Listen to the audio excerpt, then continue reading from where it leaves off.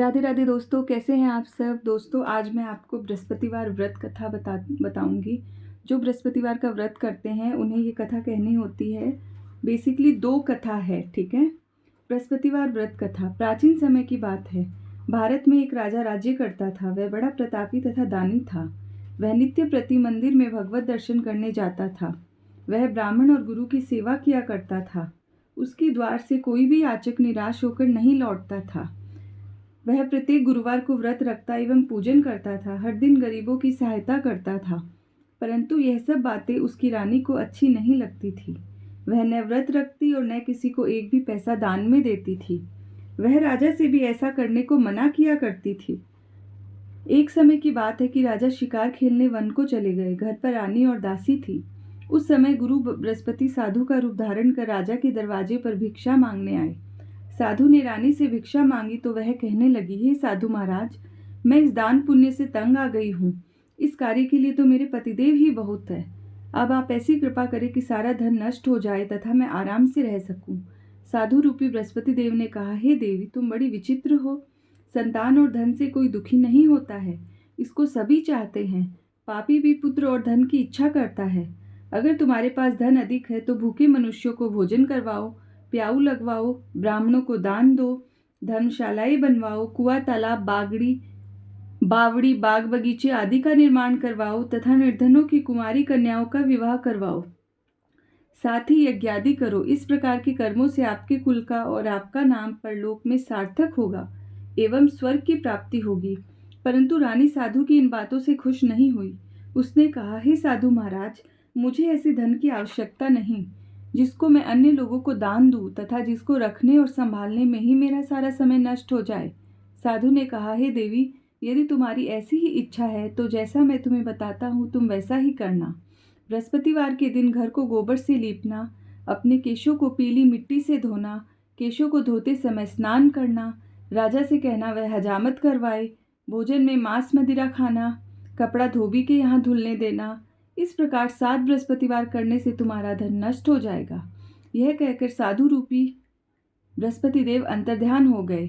रानी ने साधु के कहने के अनुसार 7 बृहस्पतिवार तक वैसा ही करने का निश्चय किया।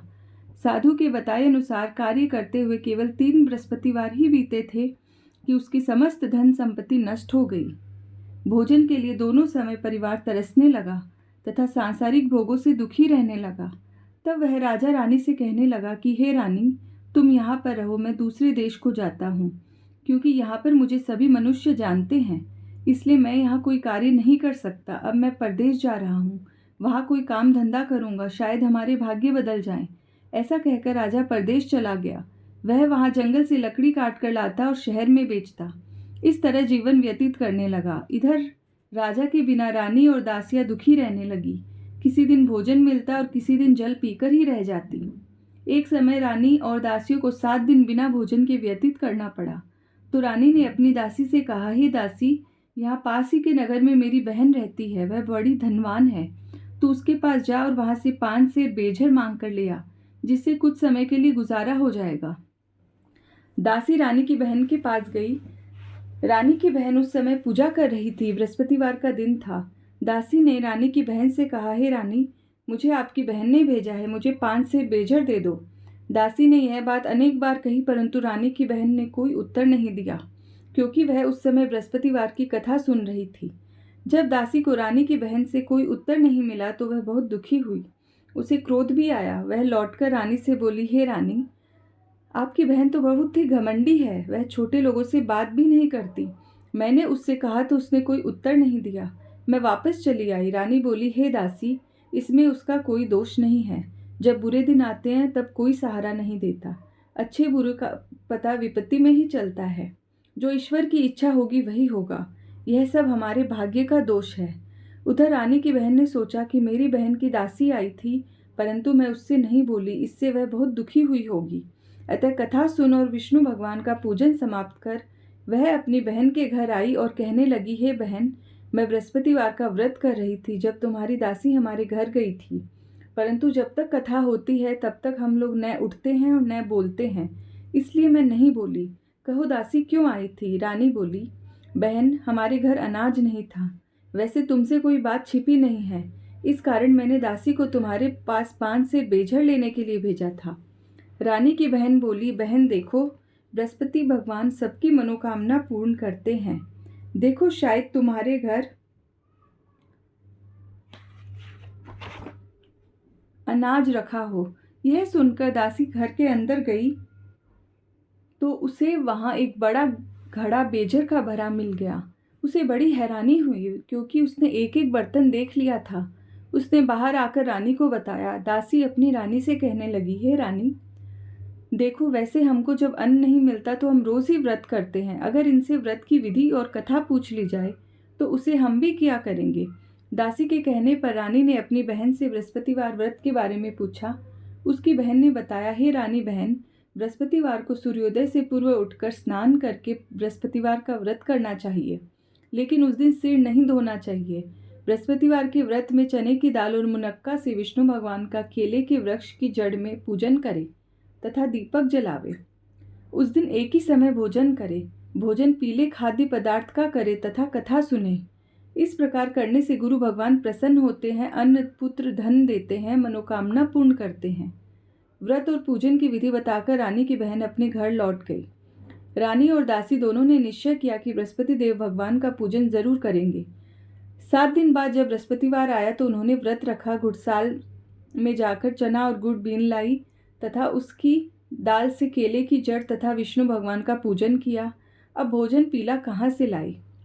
दोनों बड़ी दुखी हुई, परंतु उन्होंने व्रत किया था, इस कारण बृहस्पति देव भगवान प्रसन्न थे। एक साधारण व्यक्ति के रूप में वे 2 थालों में सुंदर पीला भोजन लेकर आए और दासी को देकर बोले, हे दासी, यह भोजन तुम्हारे और रानी के लिए है, तुम दोनों करना। दासी भोजन पाकर बड़ी प्रसन्न हुई और रानी से बोली, रानी जी भोजन कर लो। रानी को भोजन आने के बारे में कुछ पता नहीं था, इसलिए वह दासी से बोली, जा तू ही भोजन कर, क्यों तू व्यर्थ में हंसी उड़ाती है। दासी बोली, एक व्यक्ति भोजन दे गया है। रानी कहने लगी, वह भोजन तेरे लिए ही दे गया है, तू ही भोजन कर। दासी ने कहा, वह व्यक्ति हम दोनों के लिए 2 थालों में भोजन दे गया है, इसलिए मैं और आप दोनों ही साथ साथ भोजन करेंगी। दोनों ने गुरु भगवान को नमस्कार कर भोजन प्रारंभ किया। उसके बाद से वे प्रत्येक बृहस्पतिवार को गुरु भगवान का व्रत और पूजन करने लगी। बृहस्पति भगवान की कृपा से उनके पास धन हो गया, परंतु रानी फिर पहले की तरह से आलस्य करने लगी। तब दासी बोली, देखो रानी, तुम पहले भी इस प्रकार आलस्य करती थी, तुम्हें धन के रखने में कष्ट होता था, इस कारण सभी धन नष्ट हो गया। अब गुरु भगवान की कृपा से धन मिला है तो फिर तुम्हें आलस्य होता है। बड़ी मुसीबतों के बाद हमने यह धन पाया है, इसलिए हमें दान पुण्य करना चाहिए। तुम भूखे मनुष्यों को भोजन करवाओ, प्याऊ लगवाओ, ब्राह्मणों को दान दो, कुआं तालाब बावड़ी आदि का निर्माण करवाओ, मंदिर पाठशाला बनवाकर दान दो, कुंवारी कन्याओं का विवाह करवाओ, धन को शुभ कार्यों में खर्च करो, जिससे तुम्हारे कुल का यश बढ़े तथा स्वर्ग प्राप्त हो और पितृ प्रसन्न हो। दासी की बात मानकर रानी ने इसी प्रकार के कर्म करने प्रारंभ किए, जिससे उनका काफी यश फैलने लगा। एक दिन रानी और दासी आपस में विचार करने लगी कि न जाने राजा किस दशा में होंगे, उनकी कोई खोज खबर नहीं है। गुरु भगवान से उन्होंने प्रार्थना की और भगवान ने रात्रि में राजा को स्वप्न में कहा, हे राजा उठ, तेरी रानी तुझको याद करती है, अब अपने देश को लौट जा। राजा प्रातःकाल उठकर जंगल से लकड़ियां काटकर लाने के लिए जंगल की ओर चल पड़ा। जंगल से गुजरते हुए वह सोचने लगा, रानी की गलती से उसे कितने दुख भोगने पड़े। राजपाट छोड़कर जंगल में रहना पड़ा, जंगल से लकड़ियां काटकर उन्हें बेचकर गुजारा करना पड़ा। उसी समय उस जंगल में बृहस्पति देव एक साधु का रूप धारण कर आए और राजा के पास आकर बोले, हे लकड़हारे, तुम इस सुनसान जंगल में किस चिंता में बैठे हो, मुझे बतलाओ। यह सुन राजा के नेत्रों में जल भर आया और साधु की वंदना कर बोला, हे प्रभु, आप सब कुछ जानने वाले हैं। इतना कहकर राजा ने साधु को अपनी संपूर्ण कहानी सुना दी। महात्मा दयालु होते हैं। वे राजा से बोले, हे राजा, तुम्हारी पत्नी ने बृहस्पति देव के प्रति अपराध किया था, जिसके कारण तुम्हारी यह दशा हुई। अब तुम किसी प्रकार की चिंता मत करो, भगवान तुम्हें पहले से अधिक धन देंगे। देखो, तुम्हारी पत्नी ने बृहस्पतिवार का व्रत करना प्रारंभ कर दिया है। अब तुम भी बृहस्पतिवार का व्रत करके चने की दाल व गुड़ जल के लोटे में डालकर केले का पूजन करो, फिर कथा कहो या सुनो, भगवान तुम्हारी सब मनोकामनाओं को पूर्ण करेंगे। साधु को प्रसन्न देखकर राजा बोला, हे प्रभु, मुझे लकड़ी बेचकर इतना पैसा भी नहीं बचता जिससे भोजन करने के उपरांत कुछ बचा सकूं। मैंने रात्रि में अपनी रानी को व्याकुल देखा है। मेरे पास कोई साधन नहीं जिससे समाचार जान सकूं। फिर मैं बृहस्पति देव की क्या कहानी कहूं? मुझको तो कुछ भी मालूम नहीं है। साधु ने कहा, हे राजा, तुम किसी बात की चिंता मत करो। बृहस्पतिवार के दिन तुम रोजाना की तरह लकड़ियां लेकर शहर में जाओ। तुम्हें रोज से दोगुना धन प्राप्त होगा, जिससे भली भांति भोजन कर लोगे तथा बृहस्पति देव की पूजा का सामान भी आ जाएगा। बृहस्पतिवार की कथा इस प्रकार है। बृहस्पति देव की कथा। प्राचीन काल में एक बहुत ही निर्धन ब्राह्मण था। उसके कोई संतान नहीं थी। वह नित्य पूजा पाठ करता, परंतु उसकी स्त्री बहुत मलिनता के साथ रहती थी। वह न स्नान करती और न किसी देवता का पूजन करती। प्रातःकाल उठते ही सर्वप्रथम भोजन करती, बाद में कोई अन्य कार्य करती। ब्राह्मण देवता बहुत दुखी रहते थे। पत्नी को बहुत समझाते, किंतु उसका कोई परिणाम न निकलता। भगवान की कृपा से ब्राह्मण की स्त्री के घर कन्या उत्पन्न हुई। वह कन्या अपने पिता के घर में बड़ी होने लगी। वह बालिका प्रातः स्नान करके भगवान विष्णु का जप करती। वह बचपन से ही बृहस्पतिवार का व्रत भी करने लगी। पूजा पाठ समाप्त कर स्कूल जाती तो अपनी मुट्ठी में जौ भरकर ले जाती और पाठशाला जाने के मार्ग में डालती जाती। वही जौ स्वर्ण के हो जाते तो लौटते समय उनको बीनकर घर ले आती। एक दिन वह बालिका सूप में उन सोने के जौ को फटक कर साफ कर रही थी। तभी उसकी माँ ने देख लिया और कहा, हे बेटी, सोने के जौ को फटकने के लिए सोने का सूप होना चाहिए। दूसरे दिन गुरुवार था। इस कन्या ने व्रत रखा और बृहस्पति देव से प्रार्थना करके कहा, हे प्रभु, यदि मैंने सच्चे मन से आपकी पूजा की हो तो मुझे सोने का सूप दे दो। बृहस्पति देव ने उसकी प्रार्थना स्वीकार कर ली। रोजाना की तरह वह कन्या जौ फैलाती हुई स्कूल चली गई। स्कूल से लौटकर जब वह जौ बीन रही थी तो बृहस्पति देव की कृपा से उसे सोने का सूप मिला। उसे वह घर ले आई और उससे जौ साफ करने लगी, परंतु उसकी माँ का वही ढंग रहा। एक दिन की बात है, वह कन्या सोने के सूप में जौ साफ कर रही थी। उस समय उस नगर का राजकुमार वहां से होकर निकला। इस कन्या के रूप और सोने के सूप में जौ साफ करते देखकर वह उस कन्या पर मोहित हो गया। राजमहल आकर वह भोजन तथा जल त्याग कर उदास होकर लेट गया। राजा को जब राजकुमार द्वारा अन्न जल त्यागने का समाचार ज्ञात हुआ तो अपने मंत्रियों के साथ वह अपने पुत्र के पास गए और बोले, हे बेटा, तुम्हें किस बात का कष्ट है? किसी ने अपमान किया है अथवा कोई और कारण है? मुझे बताओ, मैं वही करूंगा जिससे तुम्हें प्रसन्नता हो। राजकुमार ने अपने पिता की बातें सुनी तो वह बोला, मुझे आपकी कृपा से किसी बात का दुख नहीं है। किसी ने मेरा अपमान नहीं किया है, परंतु मैं उस लड़की के साथ विवाह करना चाहता हूँ जो सोने के सूप में जौ साफ कर रही थी। यह सुन राजा आश्चर्य में पड़ गया और बोला, हे बेटा, इस तरह की कन्या का पता तुम ही लगाओ, मैं उसके साथ तुम्हारा विवाह अवश्य ही करवा दूंगा। राजकुमार ने राजा को उस लड़की के घर का पता बतलाया। मंत्री उस लड़की के घर गया और राजा का आदेश ब्राह्मण को सुनाया। कुछ ही दिन बाद ब्राह्मण की कन्या का विवाह राजकुमार के साथ संपन्न हो गया। कन्या के घर से जाते ही उस ब्राह्मण देवता के घर में पहले की भांति गरीबी का निवास हो गया। अब भोजन के लिए भी अन्न बड़ी मुश्किल से मिलता था। एक दिन दुखी होकर ब्राह्मण अपनी पुत्री से मिलने आया। बेटी ने पिता की दुखी अवस्था को देखा और अपनी माँ का समाचार पूछा। ब्राह्मण ने सभी हाल कहा। कन्या ने बहुत सा धन देकर अपने पिता को विदा कर दिया। इस तरह ब्राह्मण का कुछ समय सुखपूर्वक व्यतीत हुआ, लेकिन कुछ दिन बाद फिर वही हाल हो गया। ब्राह्मण फिर अपनी कन्या के यहाँ गया और सभी हाल कहा तो पुत्री बोली, हे पिताजी, आप माताजी को यहाँ लेवा लाओ, मैं उन्हें वह विधि बता दूंगी जिससे गरीबी दूर हो जाए।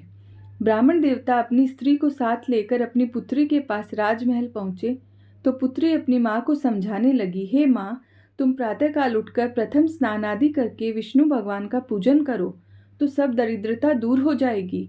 परंतु उसकी माँ ने उसकी एक बात नहीं मानी। वह प्रातःकाल उठकर अपनी पुत्री का बचा जूठन खा लेती थी। एक दिन उसकी पुत्री को बहुत गुस्सा आया। उसने एक रात एक कोठरी से सारा सामान निकाल दिया और अपनी माँ को उसमें बंद कर दिया। प्रातः उसमें से उसे निकाला तथा स्नान आदि करा के पूजा पाठ करवाया तो उसकी माँ की बुद्धि ठीक हो गई। इसके बाद वह नियम से पूजा पाठ करती और प्रत्येक बृहस्पतिवार को व्रत रखने लगी। इस व्रत के प्रभाव से उसकी माँ भी बहुत धनवान हो गई और बृहस्पति देवता के प्रभाव से स्वर्ग को गई।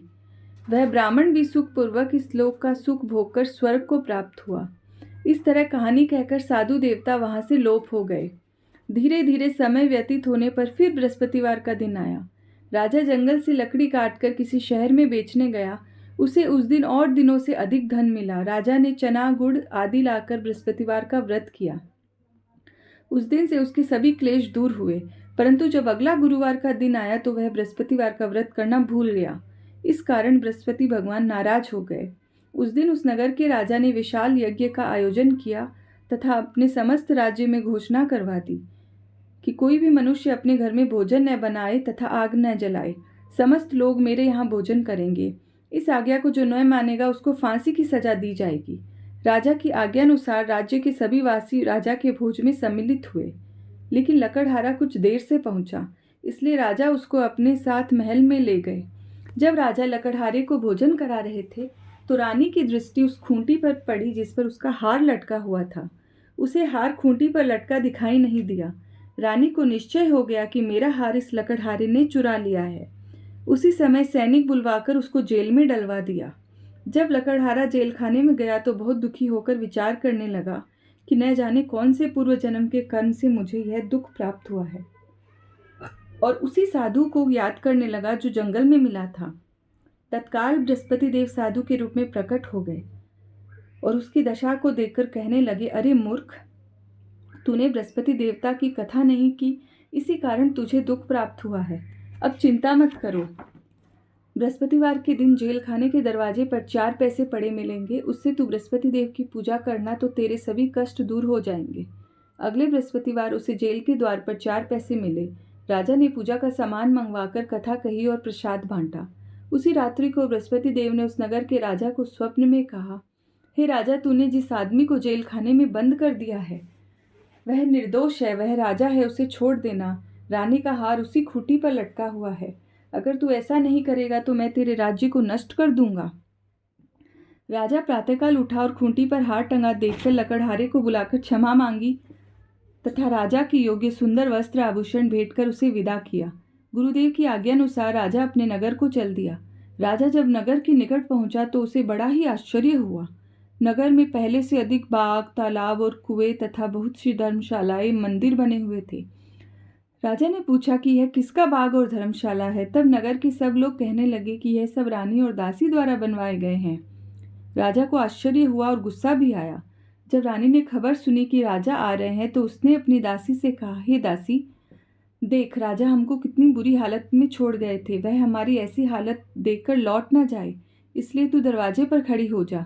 रानी की आज्ञानुसार दासी दरवाजे पर खड़ी हो गई।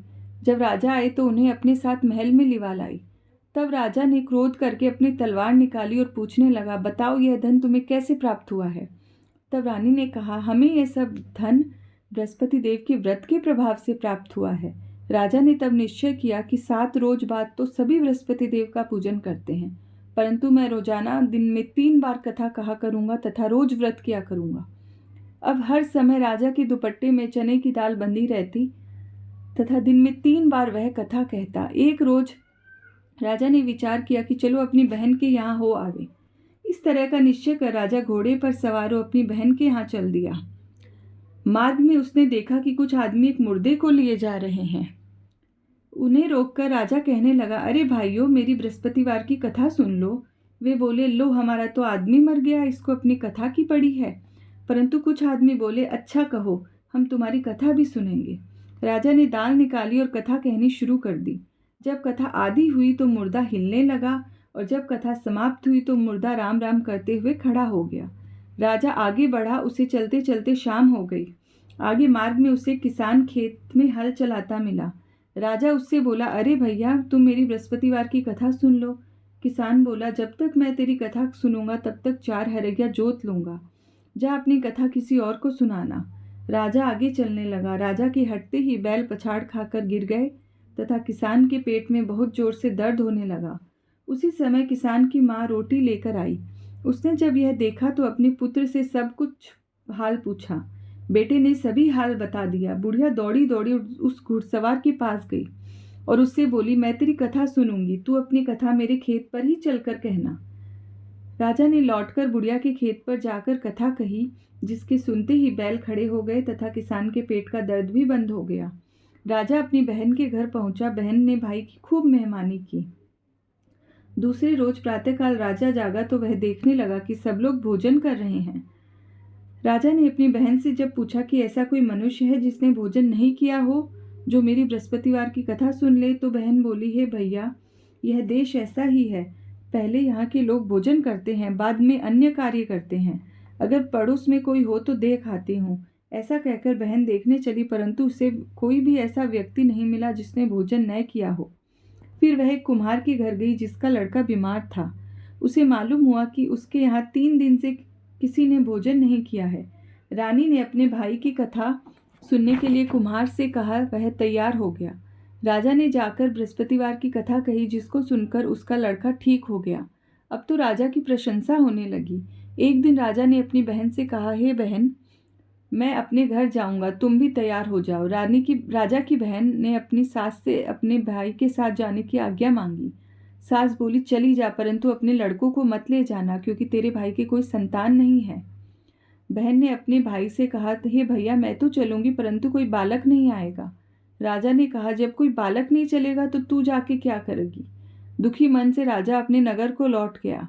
राजा ने अपनी रानी से कहा, हम निसंतान हैं, इसलिए कोई हमारे घर आना पसंद नहीं करता। इतना कह वह बिना भोजन आदि किए शैया पर लेट गया। रानी बोली, हे प्रभु, बृहस्पति देव ने हमें सब कुछ दिया है, वे हमें संतान भी अवश्य देंगे। उसी रात बृहस्पति देव ने राजा को स्वप्न में कहा, हे राजा, उठ, सभी सोच त्याग दे, तेरी रानी गर्भवती है। राजा को यह जानकर बड़ी खुशी हुई। 9वें महीने रानी के गर्भ से एक सुंदर पुत्र पैदा हुआ। जब राजा की बहन ने यह शुभ समाचार सुना तो वह बहुत खुश हुई तथा बधाई लेकर अपने भाई के यहाँ आई। तभी रानी ने कहा, घोड़ा चढ़कर नहीं आई, गधा चढ़ी आई। राजा की बहन बोली, भाई, मैं इस प्रकार न कहती तो तुम्हें औलाद कैसे मिलती। बृहस्पति देव ऐसे ही हैं, जिनके मन में जो मनोकामनाएं होती है सभी को पूर्ण करते हैं। जो सद्भावना पूर्वक बृहस्पतिवार का व्रत करता है एवं कथा पढ़ता है अथवा सुनता है और दूसरों को सुनाता है, बृहस्पति देव उसकी सभी मनोकामनाएं पूर्ण करते हैं। बृहस्पति देव उनकी सदैव रक्षा करते हैं। जो संसार में सद्भावना व सच्चे हृदय से बृहस्पति देव का पूजन करते हैं, उनकी सभी मनोकामनाएं उसी प्रकार पूर्ण होती है जैसे रानी और राजा ने बृहस्पति देव की कथा का गुणगान किया। उनकी सभी इच्छाएं बृहस्पति देव ने पूर्ण की। मनुष्य को हृदय से उनका मनन करते हुए जयकार करना चाहिए। इति बृहस्पतिवार व्रत कथा। दोस्तों, इसके बाद आरती कहते हैं बृहस्पति देवता की। राधे राधे दोस्तों।